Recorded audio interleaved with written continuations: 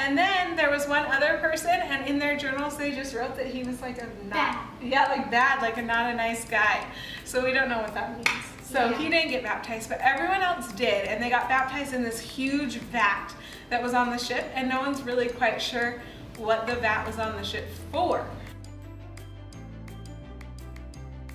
Hello, welcome to week 10 of Mix It Up, Black History and the Restoration, where we mix up a recipe while we mix up the restoration and learn about early Black members of the church. I'm Taylor Ricks, and today I'm joined by Tatum, my oldest son. He's 10, and he is going to help me out today. So we have had a little bit of drama getting this filmed, haven't we, Tate? Yeah, like when we finished it just completely deleted it, and now we have to do this again. And before that, so it deleted it, so now we're doing it again, and before that happened, he brought home this book from school, and that's why he's helping me today, and he wanted to make these cookies. So we made the recipe in this book, and what happened to those? They didn't stay together. They were terrible, and there's only 3 ingredients, so I wasn't shocked. So luckily, one of our neighbors gave us this for Christmas, and it was in our pantry, so we mixed it up, and we made some cookies. So we showed you more of what we did before, but then our camera didn't work. So Tate's just gonna decorate while we tell you our story for week 10. Okay, my magical hands are gonna make more cookies. Okay, so today we're talking about 2 groups of African Americans that were baptized and became members of the church, but we don't know any of their names. Yeah. Which is crazy, huh, Tate? Yeah. None of their names were recorded. So the first story we're gonna talk about are, they're called Sailor 1, 2, and 3. And remember a few weeks ago when we talked about Jane Hunter? Yeah. What happened to Jane, Tate? She tried to went to America. The sailors said don't come here or else you might become a slave, and then she went to Canada instead. Yeah, and we don't know what happened to her after she got to Canada, right? Yeah. Yeah, so that's from week 8.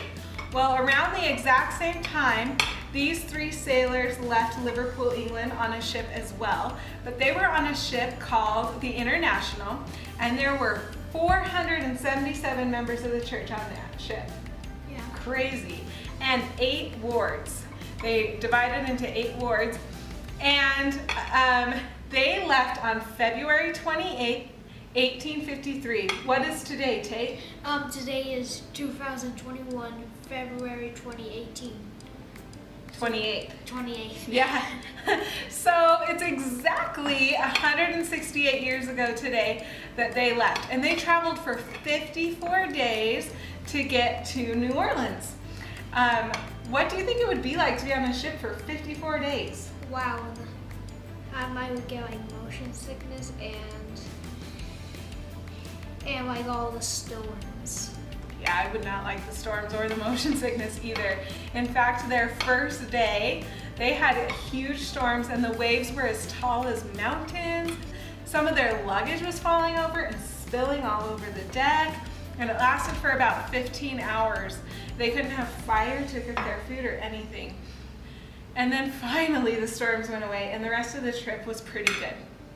So while they were on the ship, they had tons of baptisms. Some of the people that weren't members of the church, they baptized them while they were on the ship.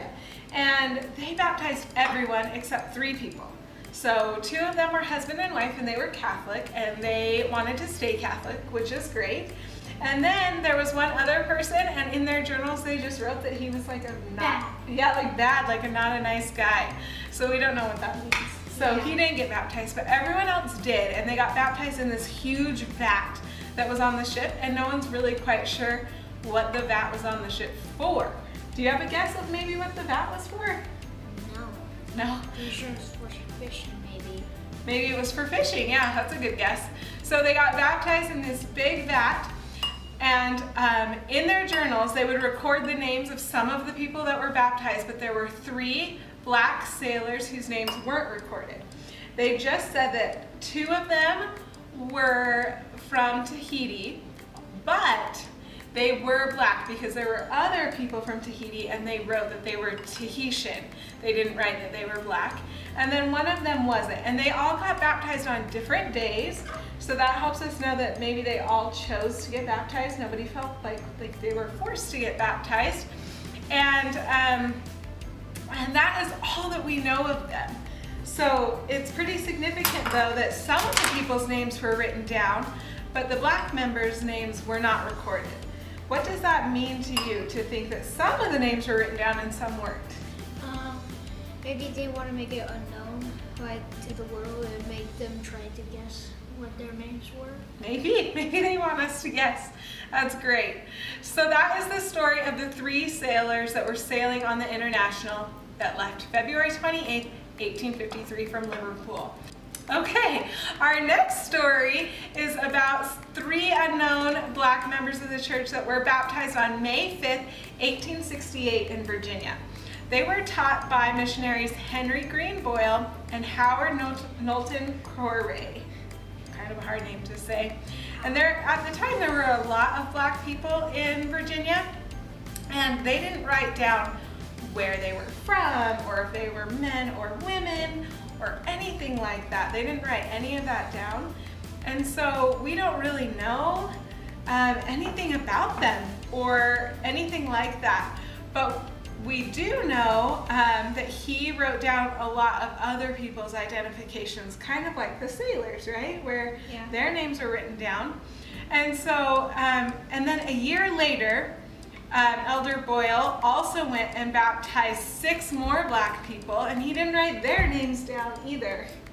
So because we don't know very much about these people's stories, we weren't sure if we should retell it, right, Tate? Yeah. But why do you think it's important to still tell their stories? Because we don't want to let them left out. Yeah, we don't want to leave them out, and we don't want to forget about them, right? Just because our names or our stories aren't written down doesn't mean that they aren't significant and they aren't important. And I think, what does it teach us about when we write down records? What should we make sure we do? Try to look their names and keep it in history. Yeah, I think it's important to make sure that we record everything and remember everything so that our posterity has a memory for a long, long time. In Elder Boyle's diary, he wrote that he baptized 3 black people, and he said after we baptized them, we held a meeting, and they were the best black people in this county. They're the most respectable black people here, and we confirmed them at the water's edge. And I think if they were such wonderful people, it would have been wonderful if he could have also recorded their names. And so I learned an important lesson about keeping good records from this lesson. How about you, Tate? Yeah, like just keep the names down, and history will go well. Write the names down and history will go well. So that is the story of Sailors 1, 2, and 3, and unknowns from 1868, 1, 2, and 3. I hope that someday we get to learn more of their stories, but thank you for joining Tate and I today on Mix It Up, Black History and the Restoration. Butterfly. And thank you for having patience with all of our technical difficulties today. We'll see you next week. Goodbye. Bye, the butterfly. Say bye to the butterfly also. Goodbye.